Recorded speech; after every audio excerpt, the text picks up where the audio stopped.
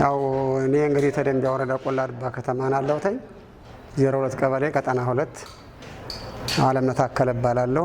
ጽዳትና ውበት ሰራተኛ ነኝ።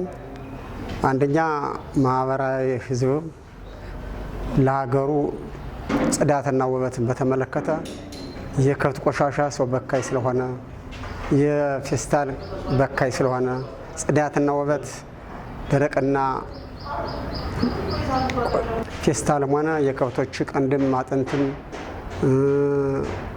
የግንጭሉም ገደል የመቀበር ቆሻሻ ባመድም ማንኛውም ቢሆን ገደል የመቀበር የሰው ጽዳትና ውበቱ ተራሱ ይጀምራል። ተእጁ ጥፍር ተራስ ቅባት ውሃ በመተጣጠብ ጽዳትን በመያዝ ልብስን በማጠብ ራስን በመተጣጠብ በየሻይ ቤቶች በየምግብ ቤቶች የቆሸሸን ነገር እጠቡ የማለት ብቻሪያችሁን ለቅልቁ የምግብ ማቅረቢያችሁን እጠቡ ለህብረተሰብ የሚጠቅም እንጂ የሚጎዳ ነገር እንዳይሆን ህዝብ ሰተትሎ ገብቶ ተሻይ ቤትም ሆነ ተምግብ ቤትም ሆነ ያረባባ ምግብ እንዳይጠቀም ጤናዎችን ይዞ አብሮ ተከትሎ ገብቶ የማስተማር የግንዛቤ ፈጠራ እየሰጡ ሲያበቃ ትምህርትን የማስተማር በየቦታ የሚወርቁትን ነገሮች ህዝብንን ህብረተሰብ ሻይ ቤቶችንም ሆነ ምግብ ቤቶችንም ሆነ ይሄንን በየደጃፋቸው አላችሁን አጣዱ ጥረጉ የማለት የቆላድባ ከተማ አስተዳደር ቆላድባ ከተማ የደረቅ ቆሻሻና ፍሳሽ ቆሻሻ አያያዝና አወጋገዷ ምን ይመስላል ስንል እጅግ በጣም የተዝረከረከና ሰፊ የሆነ በአካባቢውና በማህበረሰቡ ላይ ተጽዕኖ የሚፈጥር የደረቅና ፍሳሽ ቆሻሻ አወጋገድ ስርዓት ከፍተኛ የሆነ የአወጋገድ ችግር ያለ መሆኑ ይታወቃል። ይሄ ያው እያንዳንዱ የወንዝ ዳርቻዎች የሃይማኖት ተቋማት እንዲሁም የመንግስት ተቋማት በተለያየ ደረቅ ቆሻሻ መጣያዎች ደረቅ ቆሻሻ ተጥሎባቸው እናገኛለንና ይህ ከፍተኛ የአካባቢ ብክለት እያደረሰ ይገኛል። ከማህበረሰቡ ምን ይጠበቃል የሚለውን ነገር ስናይ ከአካባቢ ማህበረሰብ የሚጠበቀው በመጀመሪያ ደረጃ ከመኖሪያ ቤቱ 20 ሜትር ድረስ የራሱ ግዴታ መሆኑን አውቆ ያን የማጽዳት ኃላፊነት አለበት። እንዲሁም የድርጅት ቦታዎች ላይ ደግሞ እስከ 50 ሜትር ድረስ አካባቢውን የማጽዳት የመጠበቅ ግዴታ አለበትና ማህበረሰቡ ይህን ነገር መስራት መቻል አለበት። እንዲሁም ለአገልግሎት ክፍያ የሚጠየቅም ከሆነ ከፍሎ የአገልግሎት ክፍያውን በተገቢው መንገድ ቆሻሻው እንዲወገድ ማድረግ ይጠበቅበታል። በተጨማሪም ቆሻሻን በአይነት መሰብሰብ ቆሻሻ 3 አይነት ቆሻሻ አለ፣ የሚበሰብስ ማይበሰብስና አደገኛ ቆሻሻ አለና ቆሻሻን በአይነት ለይቶ መሰብሰብ ከማህበረሰቡ ይጠበቃል ማለት ነው። ከተቋማት ምን ይጠበቃል ስንል በተለይ እንደ ከተማ አስተዳደር መሰረተ ልማት ላይ የሚጠበቁ ነገሮች አሉ። ምቹ ሁኔታዎች መፍጠር አለበት። የመጀመሪያው ደረጃ የደረቅ ቆሻሻ ማስወገጃ ቦታዎች ወይም ላንድ ፊል ተከልሎ ምቹ መሆን አለበት። በሁለተኛ ደረጃ በዚህ በቆሻሻ ላይ የተሰማሩ ወጣቶች የአገልግሎት ክፍያ ከማህበረሰቡ እንዲሰበሰብ የማስተባበር የማቀናጀት ኃላፊነት አለበት።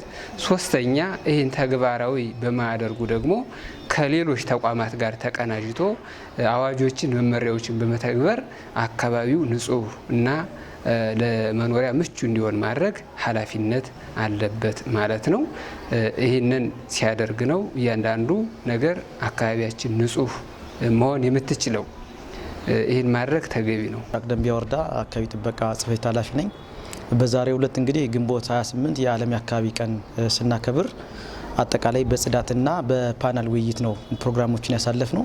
የመጀመሪያው የተደረገው እንግዲህ በተለይ በሁለቱ ከተማ አስተዳደርና በምስራቅ ደምቢያ ወረዳ አካባቢ ያሉትን የጽዳት ዘመቻ ነው ያካሄድ ነው። ከዚህም ጋር ተያይዞ እንግዲህ በሶስቱ ቀበሌዎች አጠቃላይ ህዝቡን በማስወጣት ጽዳት ዘመቻ ተካሂዷል። ከዚህም ባሻገር እንግዲህ ተቋማት ጽዱና ሞዴል መሆን አለባቸው ተብሎ ስለሚታሰብ ተቋማትም እያንዳንዱ እንዲያጸዱ የመንግስት ሰራተኛውን ወጥቶ እንዲያጸዳ ንቅናቄ የተፈጠረበት አካሄድ ነው ያለው። ከዚህ ጋር ተያይዞ እንግዲህ የአየር ንብረት ለውጥ ለመታደግ ካስፈለገ አጠቃላይ ብክለትንና የቆሻሻ ልቀትን በከተሞችና በገጠርም መከታተል ስላለብን እንደ ተቋም ከተለያዩ አጋርና ባለድርሻ አካላት ተቀናጅተን ስራዎችን እየሰራን ያለ ነው። በተለይ ከጤና ከቱሪዝምና ከመሰረተ ልማት ተቋማት ጋር ብዙ ተግባራትን እየፈጸምን እንገኛለን። እንደኛ ተቋምም እንግዲህ የወጡ የአካባቢ ህግ መመሪያዎችን ለመተግበር እንዲሁም ደግሞ ተፈጻሚነቶችን ለማረጋገጥ ሰርተናልኝ። ከዚህም ባሻገር እንግዲህ ህብረተሰቡ የቆሻሻ ልከቱን ወይ ደግሞ የብክለት መጠኑ እንዲቀንስ ግንዛቤ ፈጥረናል። በተለይም ደግሞ ከፕላስቲክ ዌስት ወይ ደግሞ ከፕላስቲክ ብክለት ጋር ተያይዞ አጠቃላይ ማህበረሰቡን ጠርተን አዋጆች ምን እንደሚመስሉ መቀጫዎችና ህጎች ምን እንደሚደነግጉም ያስረዳንበት አካሄድ ነው ያለው። ከዚህም ጋር ተያይዞ እንግዲህ ብክለትና ቆሻሻ ልቀትን ለመከታተል ኮሚቴ አዋቅረን ቱሪዝም፣ ከተማ መሰረተ ልማት፣ ጤና፣ አካባቢ ጥበቃና ሌሎች መስሪያ ቤቶች ባሉበት እቅዶችን አወጣን ስራዎችን ሲሰራ የኖርንበት አካሄድ አለ። ከዚህም ባሻገር እንግዲህ ከተማችን በየጊዜው የጽዳት ዘመቻው ምን ይመስላል፣ የጽዳት ያለንበት ሁኔታ ምን ይመስላል በማለት ለሚመለከታቸው አካላት ግብረ መልስ እየሰጠን ክትትል እያደረግን የአካባቢ ምርመራም እየሰራን ነው የምንገኘው።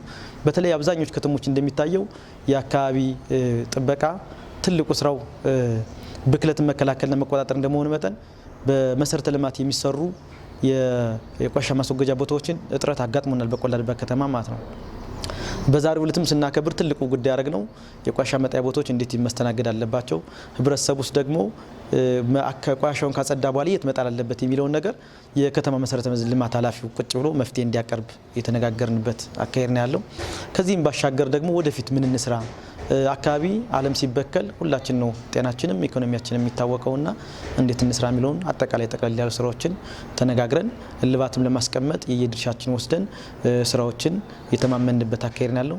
በአጠቃላይ ይሄ በዓል መከበሩ ብዙ ለውጦችን ብዙ ግንዛቤዎችን ይፈጥራል ብለን ስለምናምን ወደፊትም ይህን አጠናክረን ነው የምንሄድ የሆነው።